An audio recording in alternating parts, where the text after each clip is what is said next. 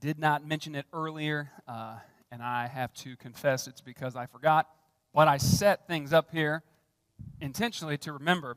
If you are a part of the prayer team here, as soon as we get done, stay after shortly. If you wouldn't mind to just congregate up here to the front, I have an updated list that we're going to give you. And if you are not a part of the prayer team, but you have any interest to be a part of just a team of people that intentionally prays for the church, for the people of the church, the people that the people of the church know and bring to the prayer list. If you have a gift, you have an ability to pray.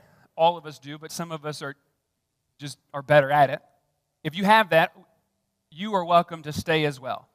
And so what officially is the prayer team right now, we just are intentionally praying for people.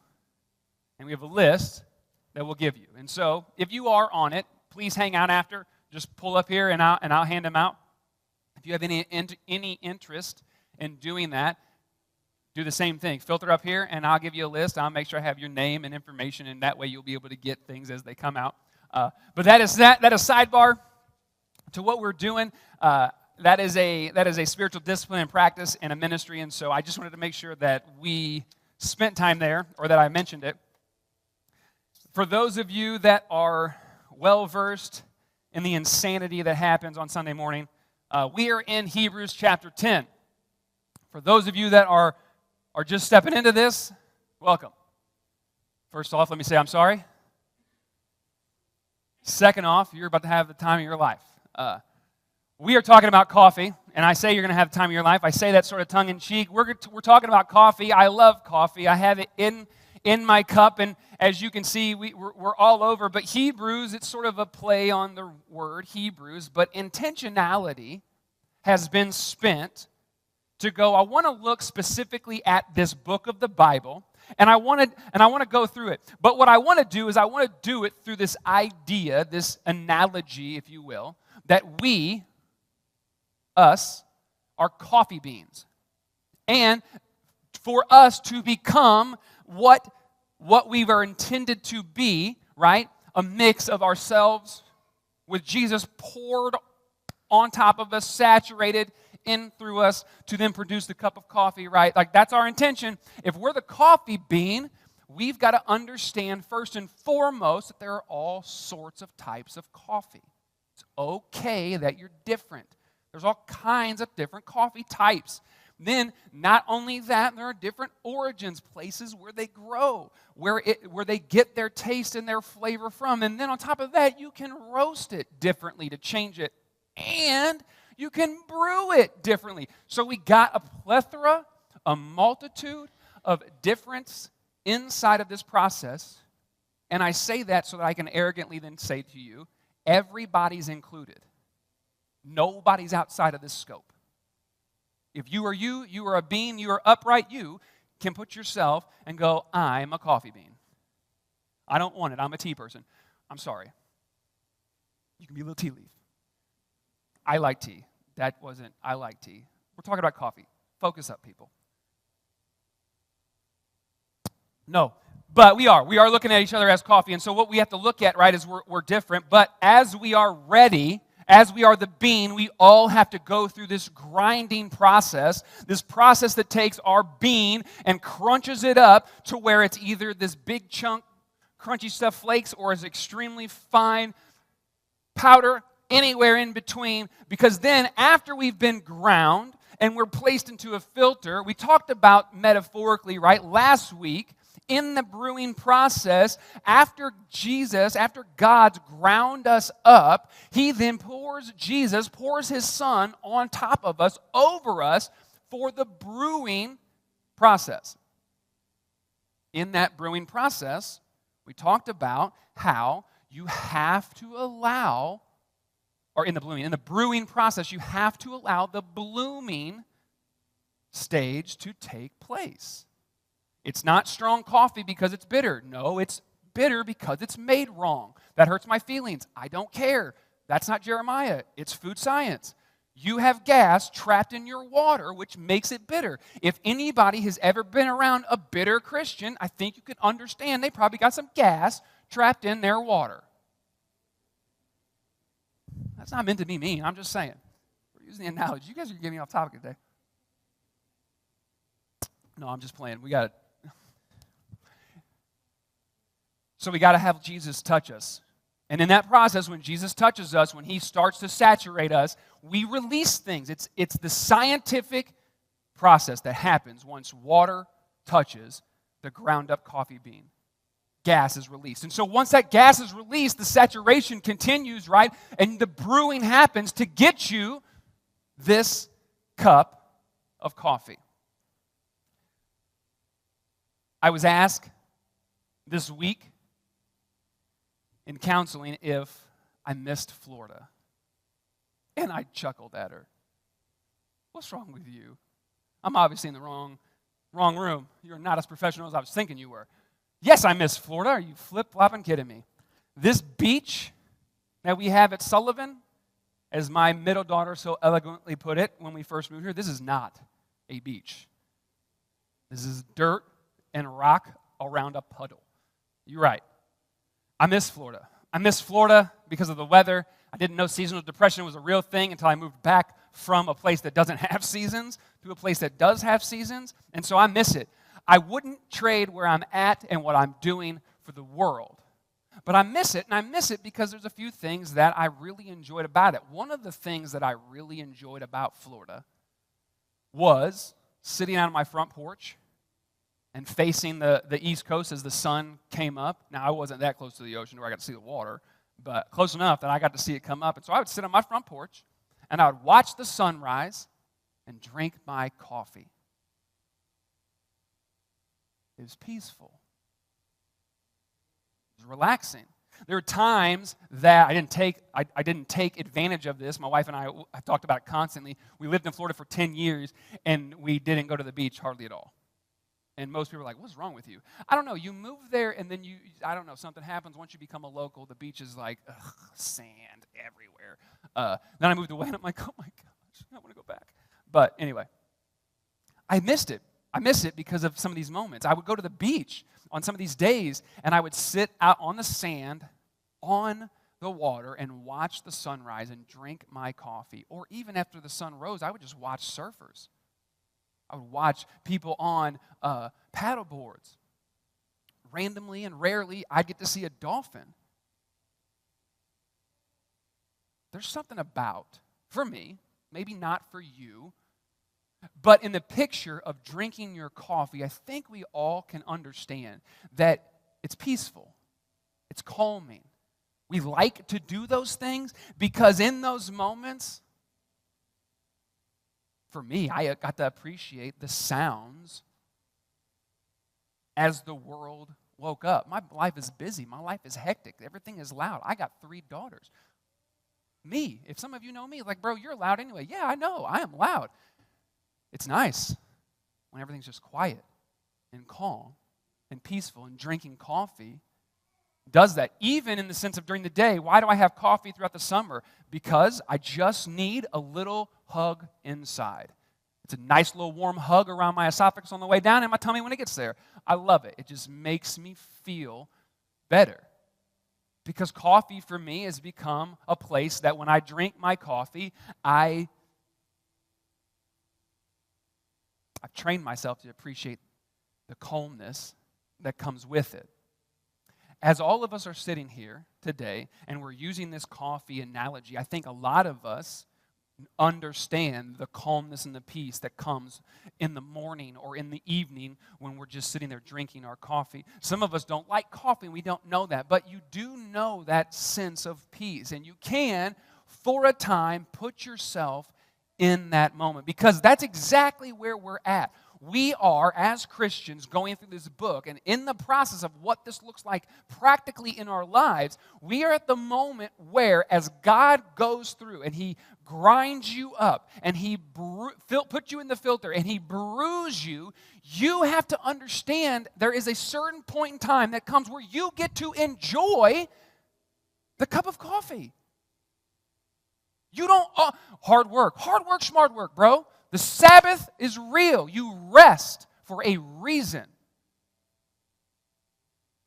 It's okay to enjoy it. And I don't care what I do care. Disclaimer. But for the most part, right, it doesn't matter. Enjoy what God's done in you, through you, to you, for you. Enjoy your cup of coffee. But understand, and we're going to keep walking through this, understand it's not just for you to enjoy either. So, Hebrews 10. Let's pray. Get God in this message and keep me out. And then we'll jump in. Father, thank you for you. Thank you for this time. Thank you for your word. I pray that you shut me up. I pray that it is all you. I pray, God, that it's for me and that it's for them. I pray, Father, that as we look at our lives, no matter where we're at, young, old, in between, laying down, standing upright, I pray, God, that as we see and understand that we have life because you've given it to us, help us not take it for granted. Help us use it. God, again, I just ask that you speak to our hearts through your word today. So in your son's name I pray, and all God's people said, amen. If you haven't read chapter 10, you need to read chapter 10. We won't read it all because I just can't. It goes hand in hand with last week. Last week was a lot, I know. And this week I'm trying extremely difficult for it to not be a lot. Because in truth, it really isn't a lot. It isn't a lot. But as you pick up in chapter 10, right, it's still flowing from this thought that we've been having, talking about how the sacrifice, the Old Testament, the sacrifices in the Old Testament, the high priest in the Old Testament, the structure of the Old Testament, how all of it was a shadow of the good things, a shadow of the heavenly things. It wasn't actually right, it was just a shadow of it. But yet, there is the right, there is the heavenly things, there is the actual thing that's creating the shadow. He's equating the writer of Hebrews is equating this Old Testament and New Testament to before without Jesus and now with Jesus. And so as he's speaking to a group of people, Hebrews, we believe, that would understand a lot of the rules, the regulations, all of the law, understand and sort of still struggle with what Jesus actually came to do. And so as he starts off in this chapter, and he's making this reference that these things were shadows, that the blood of bulls and goats were not going to actually be a sacrifice worth anything. He says in verse 5, consequently, this is chapter 10, verse 5, consequently, when Christ came into the world, he said, sacrifices and offerings you have not desired, but a body have you prepared for me. In burnt offerings and in sin offerings you took no pleasure. Then I said, behold, I have come to do your will, O God, as it is written of me in the scrolls of the book. Excuse me. Let's keep going, Belle. 8. When this was said, when he said this above, you have neither desired nor taken pleasure in sacrifices and offerings, and burnt offerings and sin offering. These are offered according to the law. This was the old way, the shadow of the heavenly things. Verse 9, then he added, behold, I come to do your will. He does away with the first, the shadow, the old, in order to establish the second. Verse 10, and by that will, behold, I have come to do your will. By that will, we have been sanctified through the offering of the body of Jesus Christ once for all.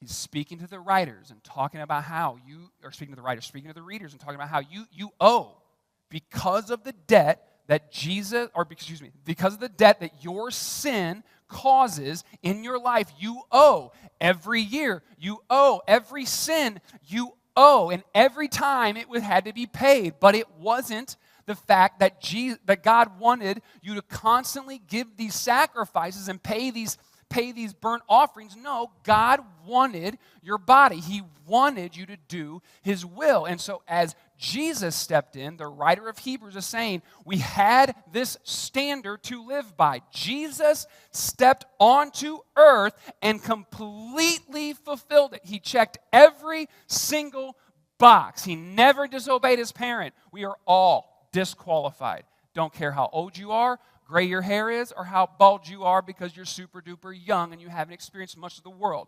Fletch. Right? We're all going to disobey our parents. So we all lose, period, the end. So it doesn't matter anything else that's ever been done in your life. At a certain point in time, you willfully, intentionally disobey your parents. You have missed the mark. One mistake ruins it all. Jesus Christ was perfect to this law.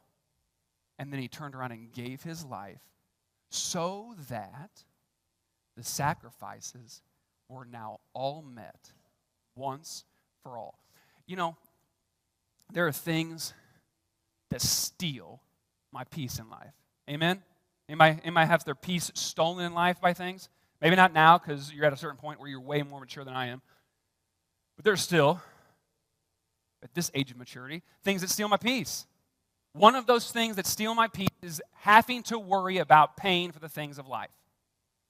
The cost of living is astronomical. Watched a man who has been trucking for 28 years, pouring his life and everything, all of his money, his entire savings into trucking. He lost his truck this past week, had to go and turn it back into the bank because he defaulted. He couldn't make any of the payments. He had taken loans out to pay for fixed things, for maintenance. He's still going to get picked up by a company to be able to drive a company-owned truck. But he was talking about the cost of living, and then he was talking and sharing how he struggles with this idea of that he failed, that he couldn't do it. Listen, I don't care where you're at in any of that. I don't care what you think about that example. I just want to show you that there are people that really do struggle with things that are real, that will keep them from doing anything. The cost of living is insanity, and it's driven by greed. Worrying about how to pay for things, worrying about how to pay to live my life is one of the biggest things that steals my peace. And I would say it probably is one of the biggest things that steals your peace. If you could live financially free, how awesome would that be? If given the choice, right, all of us, outside of a few handful of circumstances, we would choose to be financially free. Why? So that we no longer have to worry about the cost of living. We just could live. Because anything that it costs us to live has been taken care of and paid for. You know how awesome it is to be at the stage of life? Now, don't get me wrong and don't hear me incorrectly. But when you start having kids like straight out of high school and college, you haven't really built up much financial backing. And most of you that have been parents, all of you have been parents, I would say, understand that children are the most expensive toy you could ever have. They cost more than arms and legs. We didn't have any money. There were so many times that I had to worry about what we were doing. My wife and I had to worry about what we were doing because we couldn't do. We are finally at a stage in our life that we get to give in a way that we've never been able to. We get to do things without thinking about certain situations financially due to the fact of where we're at. You know how amazing it is to be able to make decisions in my financial freedom that I could never make prior in my life? How much better, how much more loving, how much less stressed I am in the moment of going, I don't have to worry about paying for this because it's already been taken care of. We'd give almost anything to be financially free. As a Christian, I want to challenge your spiritual freedom. I think some of us, sometimes we're living caught up in this idea that we still owe things spiritually, and we're living life outside of peace, outside of calm, because we're so consumed with living a certain way so that we can pay for our life. We can pay something back. We can pay what we're owed, or pay what's owed. Jesus Christ's sacrifice, the writer of Hebrews communicating to the Hebrews then, the same way as he communicated to us now, the writer was trying to communicate, you no longer have a debt for life, for living when it comes to Jesus Christ. You no longer have to pay for anything. You don't have to show up on a weekly basis, a monthly basis, a yearly basis to sacrifice.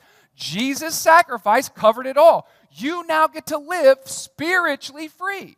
You know how free it is to live spiritually free? I don't care about a single thing any of you think of me. I love you.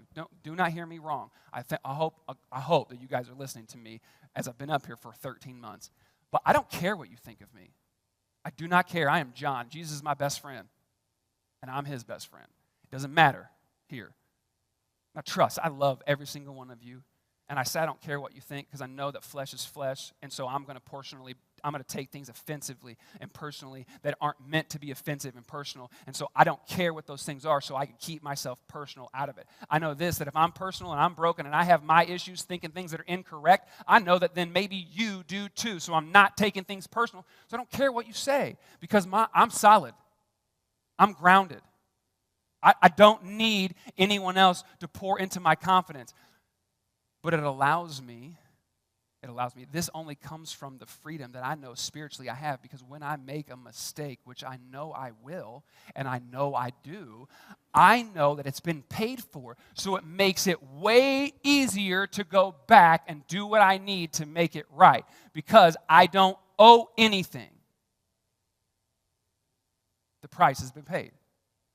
When I'm not good to my wife, the price has been paid. I just need to go back and apologize and continue moving forward. I don't need to pay anything. When I'm not good to my kids, when I don't have fun thoughts inside of driving because someone's driving too slow, right? When I get aggravated and I take things personal because things are said. When I get flared up because people don't communicate correctly. When I feel like someone's being attacked, when they're not being attacked. When I have my flesh flare up,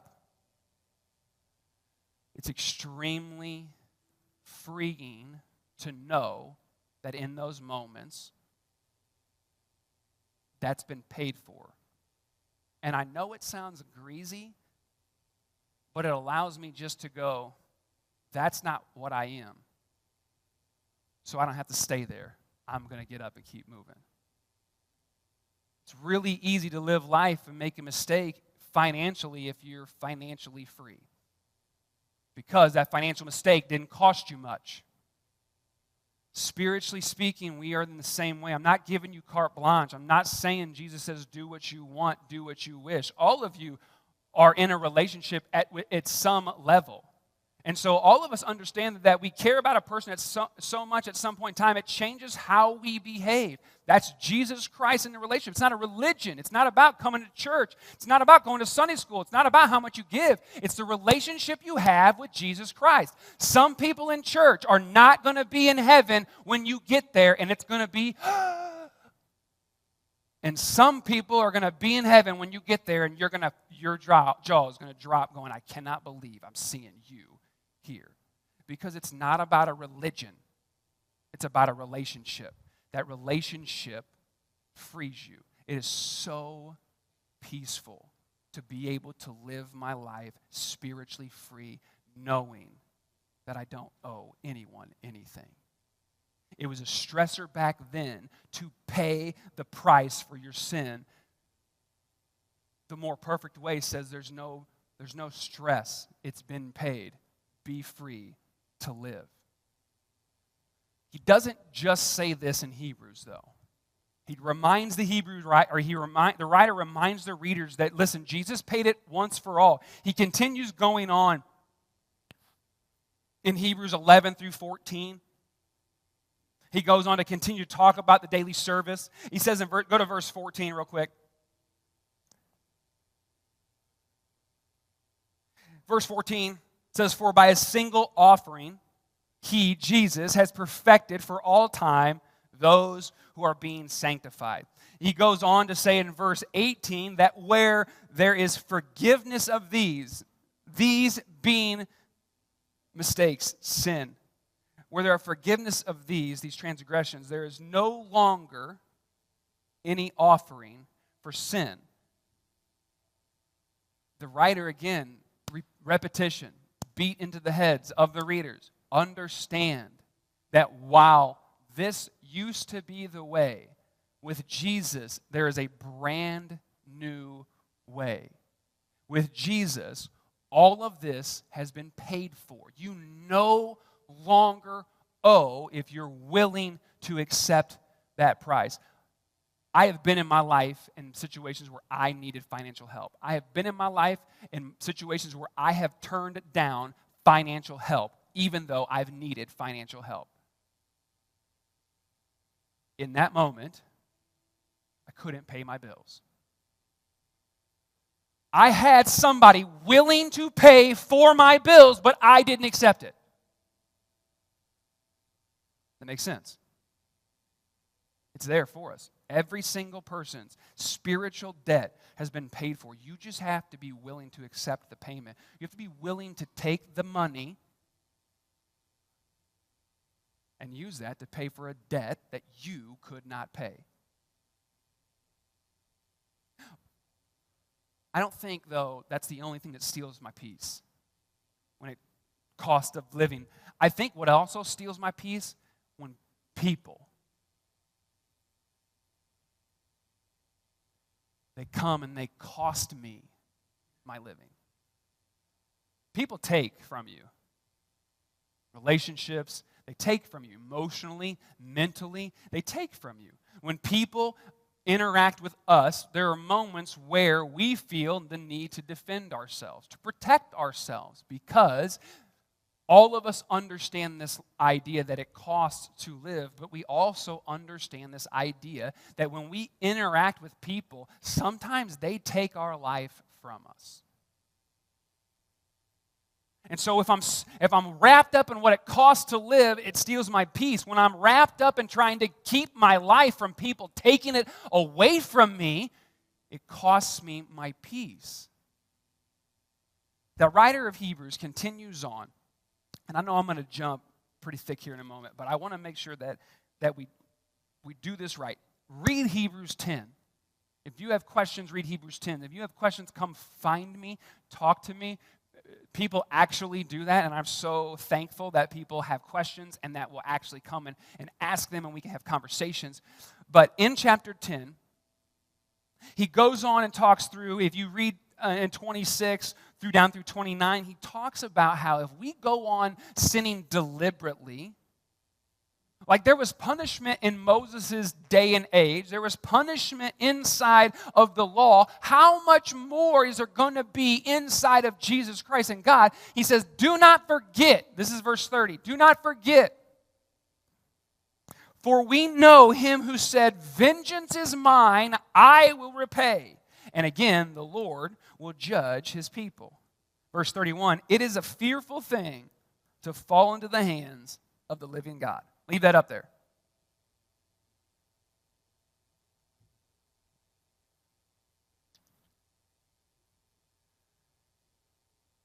This whole phrase, right? Jesus, take the wheel. Let go and let God. They irritate me so much. Because it's really true.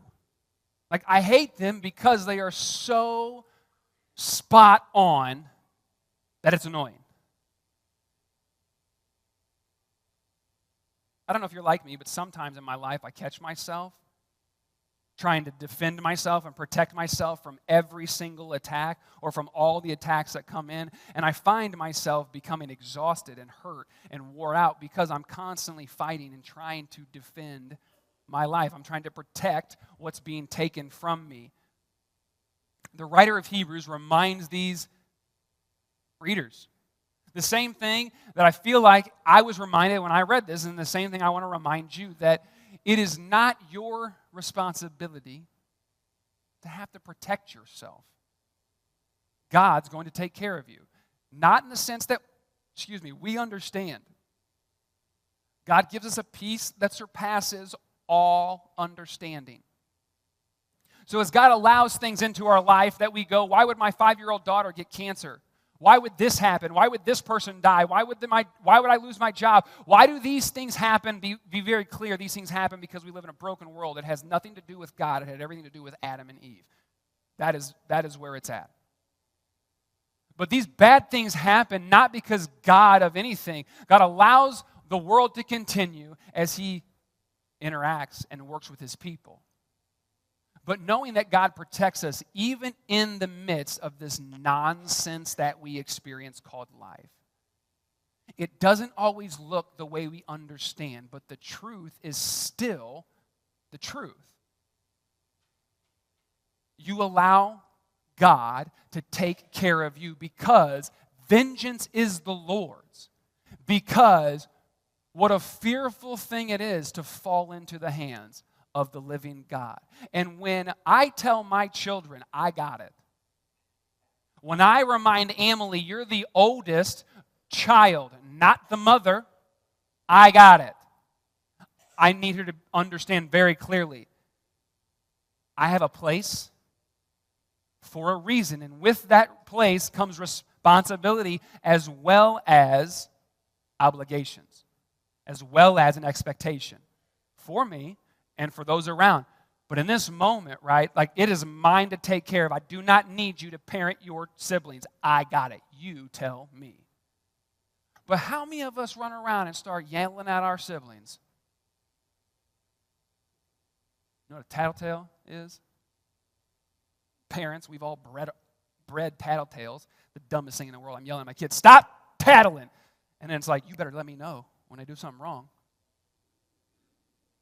I don't understand, whatever.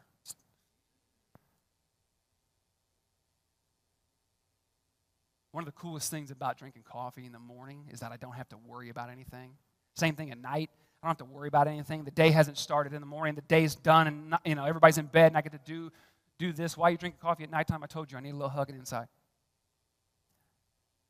But I like it because I don't have to worry about anything. And I think as a Christian, when we're looking at this like it's coffee, I think there are moments where we have to learn to enjoy the cup of coffee that Jesus has made with us. And that we have to sit back and just sit and relax. And that relaxation takes you understanding that the price to live has been paid for. It doesn't cost you anything. You don't need to work at this moment. You can sit and enjoy. You also need to understand that whilst people are still going to be upset with you and the world is going to happen and life happens and situations happen and it's not always going to be perfect, you don't have to constantly defend yourself. God is. He's going to. And sometimes it just takes you as a child to tattle. Just tell God. One of the things I think that made me really enjoy my coffee in the morning and my coffee at night is that I would always read my Bible and I would do my daily Bible app. And if I'd already done one, I had a devotional that I would go back to randomly. And so I think in some of this, I sort of conditioned myself in a moment of peace that I found. I conditioned myself with actual peace, God's word speaking into my heart. I don't do it perfectly anymore. I don't do it all the time anymore. But I think some of that was a good reminder.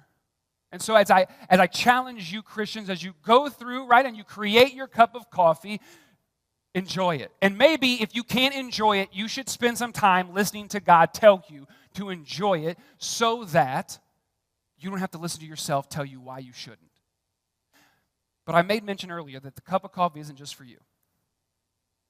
Sometimes God crushes you up and grinds you up, and sometimes God throws you in a filter and He drowns you with water and He allows the blooming process to take place so that things can leave, and then He saturates you again and creates this cup that then He turns around and gives somebody else to allow them to enjoy. Maybe that's the first cup of coffee they've ever had. Maybe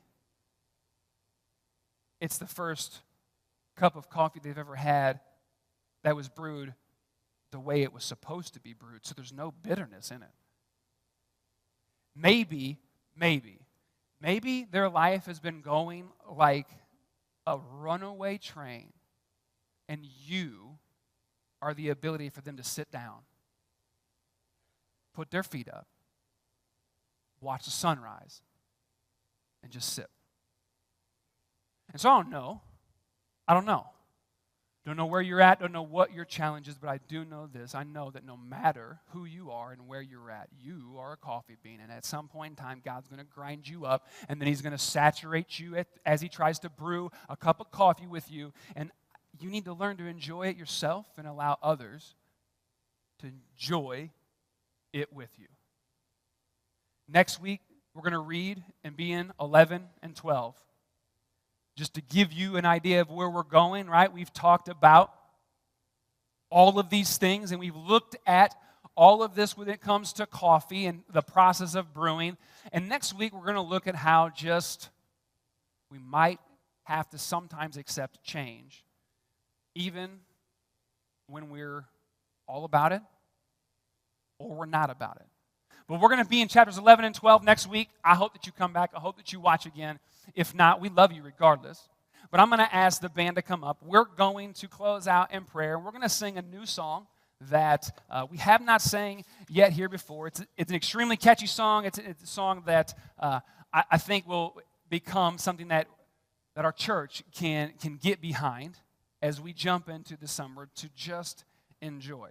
But what I'm going to ask you to do is, if you wouldn't mind, I'm going to ask you guys to stand up, and then we're going to close out in prayer.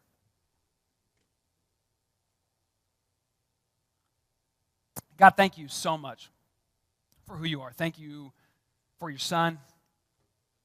I'm thankful for what he did on the cross so that we can live here and be who we are and know that you love us and know that you are working inside of us.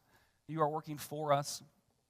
And so, Father, I pray that as we're here, as we do our day, as we do our weekend, or as we finish our weekends and start our week, that you, Father, are seen. You, Father, you are heard. God, I pray that you just fill us up so that we do not leave empty this morning. We love you. We thank you, and all God's people said.